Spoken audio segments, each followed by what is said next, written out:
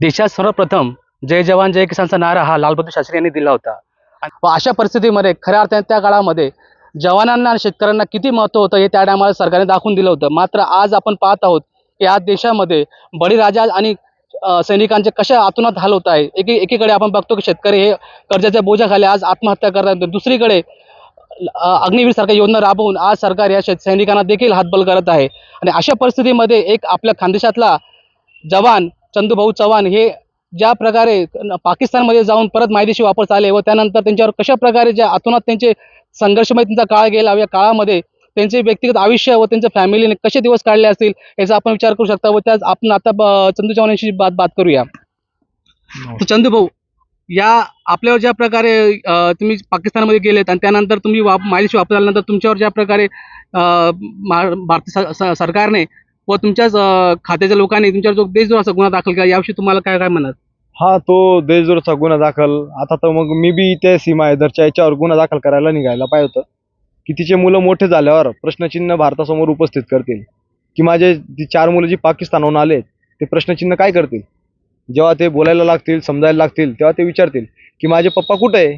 तेव्हा हेच आपले लोक सांगतील, ज्यांनी गुन्हा दाखल केले तेच सांगतील की तुझे पप्पा पाकिस्तानामध्ये गुलाम हैदर बसलेले. मग ते म्हणतील आम्हाला भेटायला जात आहे. तशी देशद्रोह नाही. पण एखादी सैनिक जर वर्दी मागत असेल आणि व्यवस्थेविरुद्ध बोलत असेल तर सैन्यावर त्याचा अढळ विश्वास आहे. वर्दी मागत होता, प्रेम करत होता. त्या व्यतिरिक्त त्याचा 2 मुलांना सैन्यात पाठवण्याचा त्याने निर्धार केलेला आहे. आणि एक वर्दी गेली म्हणून मी संकल्प घेतलाय की एक वर्दीच्या बदले लाखो वर्दी धारक तयार करून देशाला अर्पण करणार. तर हा देशद्रोह कुठून होतो हा प्रश्नचिन्ह मला तुम्हाला पण विचारायचा आहे, प्रत्येक जनतेला विचारायचा आहे. दुसरी गोष्ट, माझी वर्दी मागितली होती. मी दिल्लीमध्ये जे मोठा क्राईम झाला, सिरियल ब्लास्ट, जिथं आपल्याच देशामध्ये खाऊन गद्दारी करणारे ते लोक आपल्याच लोकांना मारून टाकलं. तसे लोक देशद्रोह नाही हो. पण एक सैनिक जर वर्दी मागत असेल, फक्त वर्दी द्या मला माझी, आणि ती वर्दी गेली म्हणून तो निर्धार घेत असेल की मला लाखो वर्दी धारक तयार करायचे देशासाठी, जेव्हा युद्धजन्य परिस्थिती होईल, पाकिस्तान सारखे शत्रू लोक आपल्या देशावर हमला करण्याचा प्रयत्न करतील, तेव्हा मी ज्यांना शिकवणार, प्रशिक्षण देणारे, 6-6 महिन्याचं ट्रेनिंग देणारे, ते लोक आत्मनिर्भर बनवण्याचा मी निर्धार केलेला आहे. त्यांना जेव्हा तुमच्याजवळ हत्यार राहत नाही, दुश्मन तुमच्यासमोर येऊन गेला, तशा परिस्थितीत तुम्ही काय करणार, हे प्रशिक्षण देण्यासाठी आज चंदू चव्हाण क्रांती लावतोय.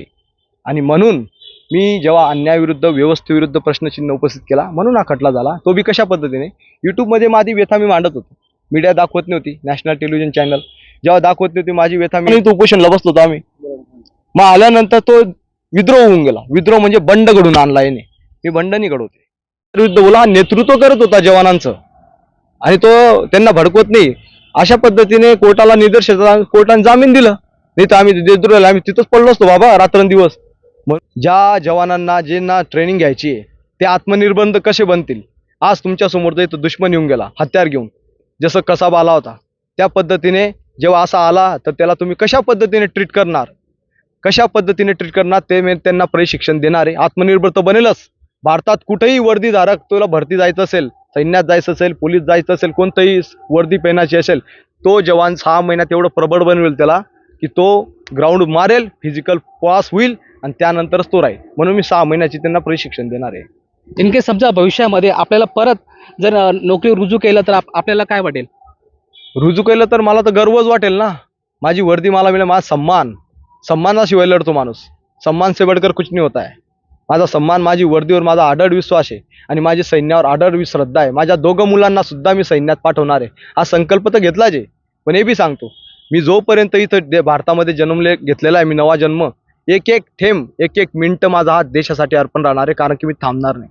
मला किती थांबवण्याचा प्रयत्न करा, माझं प्रेम देशावरचं कमी होणार नाही, अजून जास्त वाढत जाणार आहे. वंदे मातरम. पण अशा प्रकारे आपण पाहू शकता की चंदू चव्हाण यांनी आपली प्रतिक्रिया व्यक्त केली की एका सैनिकाच्या आयुष्यामध्ये कसे चढ उतार येतात आणि कशा प्रकारे संघर्षमय आयुष्य जीवन जगताना असताना माणसाला कशा प्रकारे आपल्याला पुढे जायचं यासाठी त्यांनी एक जो संकल्प केला आहे, या संकल्पासाठी खरंच या देशात सैनिकाला एक सल्यूट केला पाहिजे.